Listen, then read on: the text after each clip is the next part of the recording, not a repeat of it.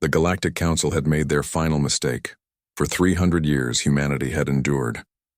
They had smiled through the insults, nodded through the condescension, and swallowed their pride as species after species treated them like primitive children playing at civilization. Emma Zhao had witnessed it all from her position as Earth's diplomatic liaison. Every sneering comment about humanity's brief existence, every treaty designed to keep human expansion constrained, every vote that systematically excluded Earth from meaningful power. The council chambers on Station Apex orbited a neutron star, its angular obsidian architecture a testament to the Therix Empire's dominance. Emma stood before the assembled representatives of 47 species, her uniform crisp, her expression carefully neutral. Beside her, Elijah Cross, humanity's military attaché, maintained the same disciplined calm that had become second nature to every human diplomat.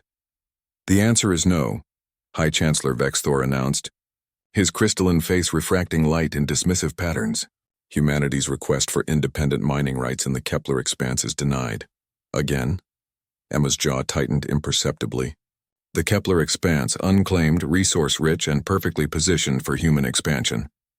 They had asked politely for 5 years. The Council had denied them 17 times. "High Chancellor," Emma said evenly, "we've presented exhaustive surveys proving no existing claims. Your species has existed for what?" Vexthor interrupted, his voice dripping with contempt. 10,000 years of recorded history? We have been spacefaring for 2 million. You are infants demanding to sit at the adults' table. Laughter rippled through the chamber. The Krell delegates' chittering mixed with the Saurian ambassador's rumbling chuckle. Emma felt Elijah's hand briefly touch her elbow, a warning, a reminder to stay calm. But something in Emma's chest had crystallized into something harder than diamond. "We are withdrawing our petition," she said, quietly. Vexthor's expression shifted to what might have been satisfaction. A wise decision. Humanity should focus on learning its place in the galactic order. Emma turned to leave, Elijah following. As they reached the exit, she paused and looked back at the assembled council. "You've taught us well, High Chancellor. We've learned exactly where we stand."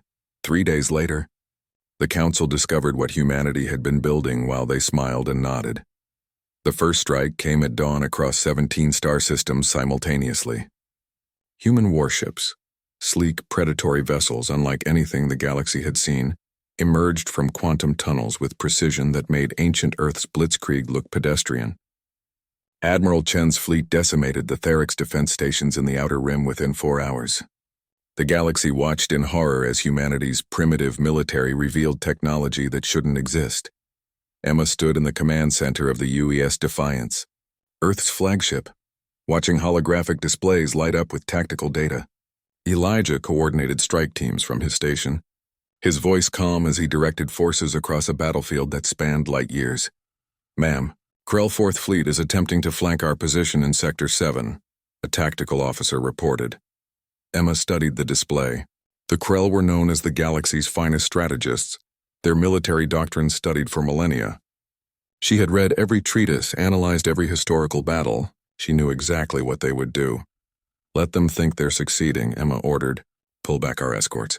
When they commit, Admiral Washington's group jumps in behind them." Elijah glanced at her with something like admiration. "You're using their overconfidence as a weapon." "They taught us we don't belong," Emma replied, her voice carrying an edge that could cut steel. "They never considered that humans excel at learning from those who underestimate us." The Krell fleet walked into the trap perfectly. Caught between hammer and anvil, their unbreakable formation shattered in 37 minutes. By day 3, the council was in chaos. The Saurian Imperium lost their primary shipyards. The collective's trade routes burned. Species that had laughed at humanity's petitions now scrambled to defend their home systems as human forces demonstrated a brutal efficiency that shocked the galaxy. But Emma wasn't interested in conquest. She was making a point. On day 4, she broadcasted from the bridge of the Defiance to every screen, every communication device in the known galaxy. "For 3 centuries, we asked politely," Emma said, her image projected across billions of worlds. "We followed your rules, respected your traditions, and accepted your judgment. We believed in diplomacy and finding common ground and building bridges between species." She paused, letting the silence hang heavy. You mistook patience for weakness. You confused restraint with inability. You thought because we chose peace we were incapable of war. Emma's eyes hardened. You were wrong. Behind her, tactical displays showed human forces controlling strategic positions across the galaxy. Not occupying, controlling.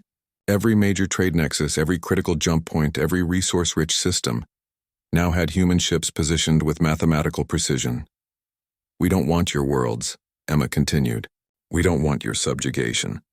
We want what we've always wanted: respect, equality, and the freedom to chart our own destiny. The Kepler expanse is now under human sovereignty. Any species that challenges this will discover that our patience, once exhausted, does not return. Elijah stepped beside her, his military bearing a silent promise of the Force backing her words.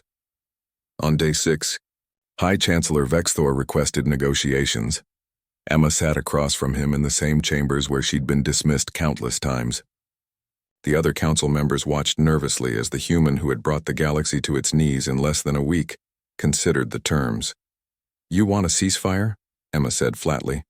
We want peace, Vexthor corrected, though his crystalline structure seemed dimmer. Defeated. Emma leaned forward. Peace requires mutual respect. Can your council provide that?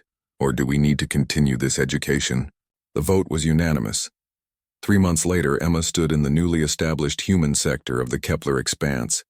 Elijah joined her on the observation deck of the first colony station, watching construction drones assemble the infrastructure of humanity's future. They'll never forget, Elijah said quietly. 6 days that changed everything, Emma nodded. Good. Let them remember that humanity's greatest strength isn't our weapons or our ships. It's our ability to endure until endurance becomes irrelevant, and then adapt with a speed that terrifies those who thought they knew us.